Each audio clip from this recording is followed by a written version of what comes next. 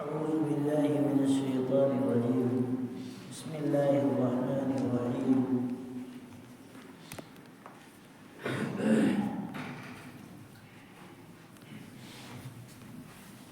يا أيها الذين آمنوا إذا لقيتم الذين كفروا زحفا فلا تولوهم الأدبار ومن يوليهم يومئذ دبره إلا متحرفا لقتال أو متحيزا إلى فئة فقد باء بغضب من الله ومأواه جهنم وبئس المصير. صدق الله العظيم.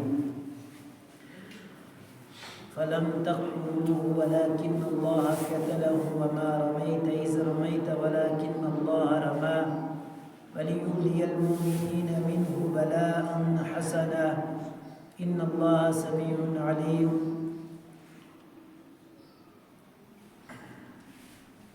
کل آپ حضرات کی خدمت میں یہ عرض کیا گیا تھا کہ آج انشاءاللہ جیسا کہ آپ حضرات کے علم میں ہے 17 رمضان مبارک ہے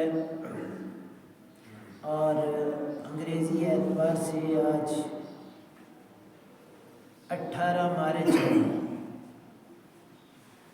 آج سے تقریباً 1400 سال قبل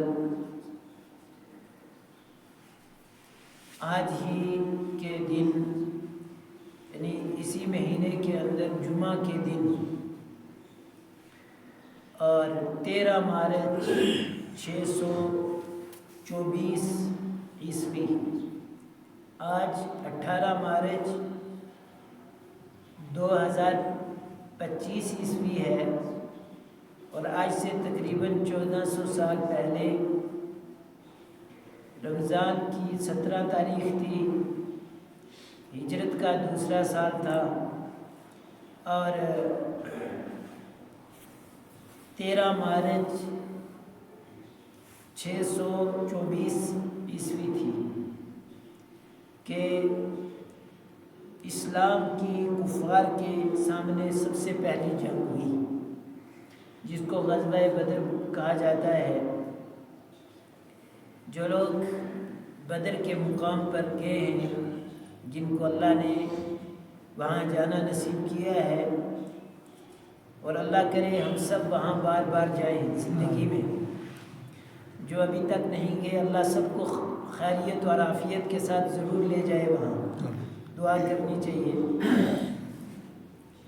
گزشتہ سال ہمارا جو عمرے کا سفر تھا تو مستقل ہم نے مکہ مکرمہ سے بدر کے لیے سفر کیا تو یقینی طور پر الحمدللہ اس سفر نے علم کے اندر بھی اضافہ کیا اور بہت ساری چیزوں کا تجربہ بھی ہوا کہ جو حالات آج سے 1400 سال پہلے صحابہ کرام رضوان اللہ علیہ مجمعین کے ساتھ گزرے ہیں. یہ بدر کا مقام مدینہ منورہ سے تقریباً 80 میل کے فاصلے پر ہے اور مکہ مکرمہ سے تھوڑا زیادہ دور ہے. تو بہرحال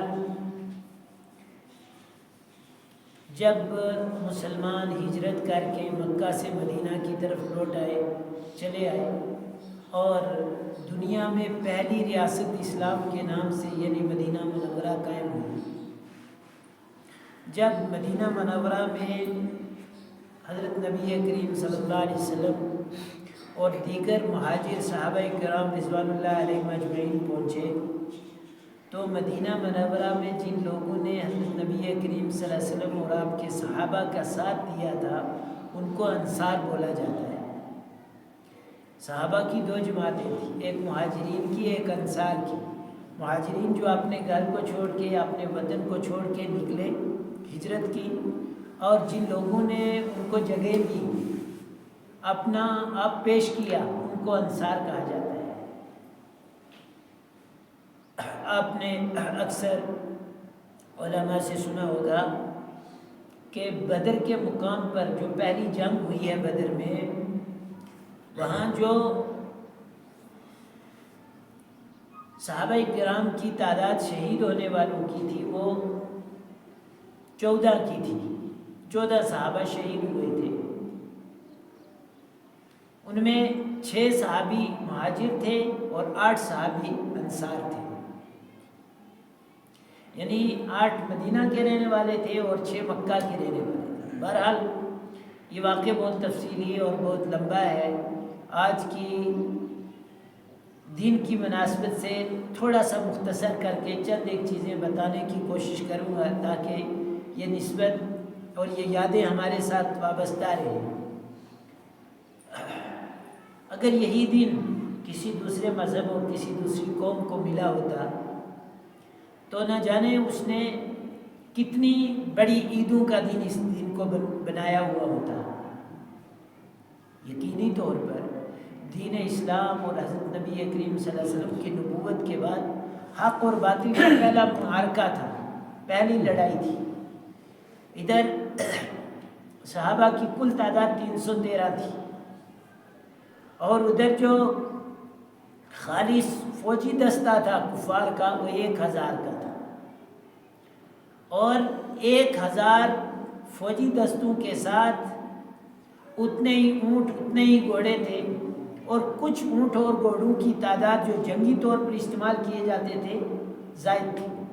اور ادھر مسلمانوں کے پاس کل 6 گھوڑے تھے، 3 اونٹ تھے اور 13 تلواریں تھیں. صرف 13 تلواریں. اور کسی کے پاؤں میں جوتا تھا، کسی کا پاؤں ننگا تھا. بہت بے سر و سامانی کے عالم میں مسلمان مقابلے کے لیے نکلے. تو جب یہ معرکہ شروع ہوا ہے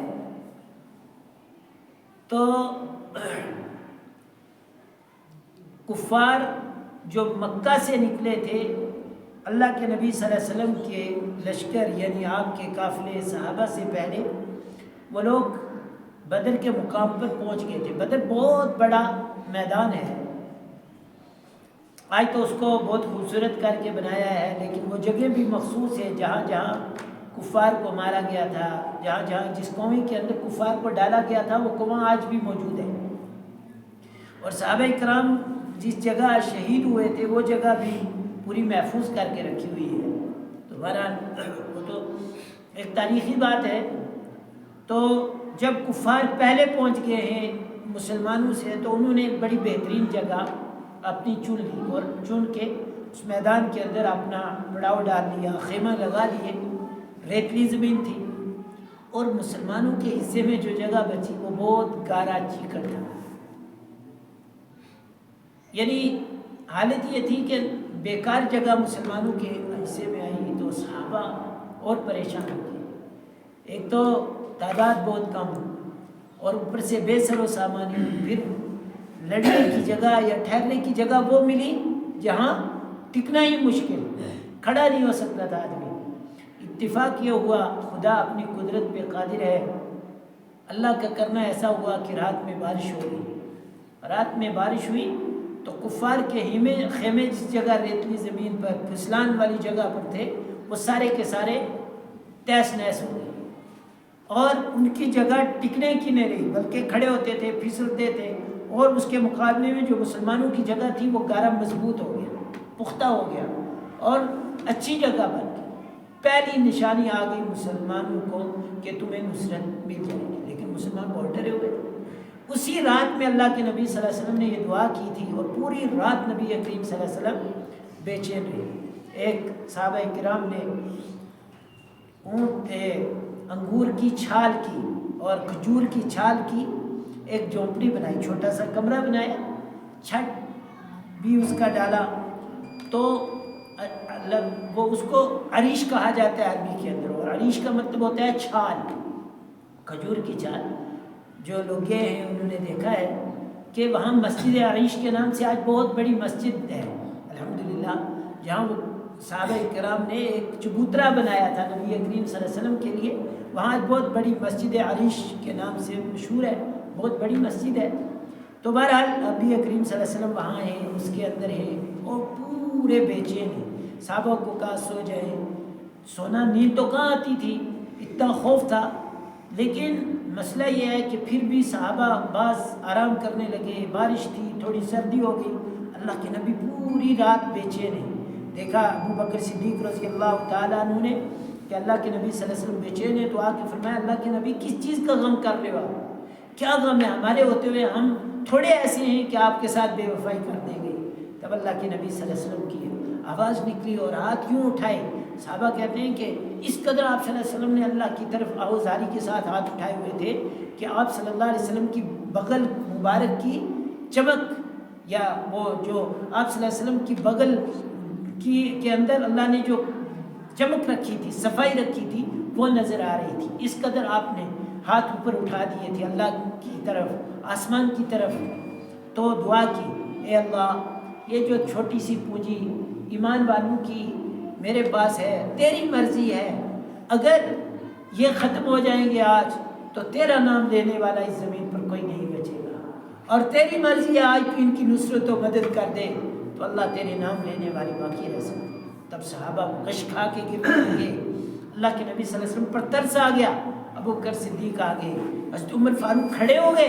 کہا کہ اللہ کے نبی صلی اللہ علیہ وسلم بنی اسرائیل والوں کی طرف بے وفا تھوڑے ہیں کہ آپ کو تنہا چھوڑ دیں گے. اللہ کے نبی جب تک ہمارے اندر طاقت ہے، ایک خون کا قطرہ بھی ہمارے اندر باقی رہے گا، ہم آپ کو تنہا نہیں چھوڑیں گے، کفار کے مقابلے میں لڑیں گے. تب اللہ کے نبی کو تھوڑی تسلی ہوئی، لیکن ابھی مکمل تسلی نہیں ہوئی تھی، اس وجہ سے کہ انصار صحابہ میں سے کوئی نہیں بول رہا تھا.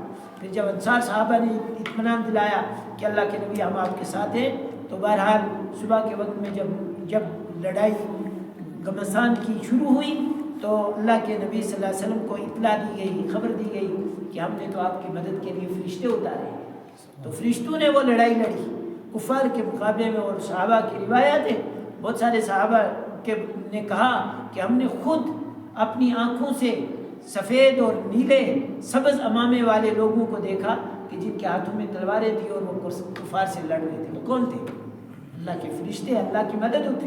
اور اللہ نے اس کا یقین دلوایا تھا پہلے دن کہ یقیناً میری مدد آئے گی، لیکن اس کا مطلب یہ نہیں کہ تم میری مدد کے انتظار میں رہو، اپنی ہمت ہار جاؤ. جتنی ہمت تمہیں کرنی ہے، جتنا تمہیں لڑنا ہے، اس کے بعد تمہارے لیے ہماری مدد آئے گی. تو بہرحال جب معرکہ شروع ہو گیا، اللہ تعالیٰ نے ایمان والوں کی نصرت و مدد کی.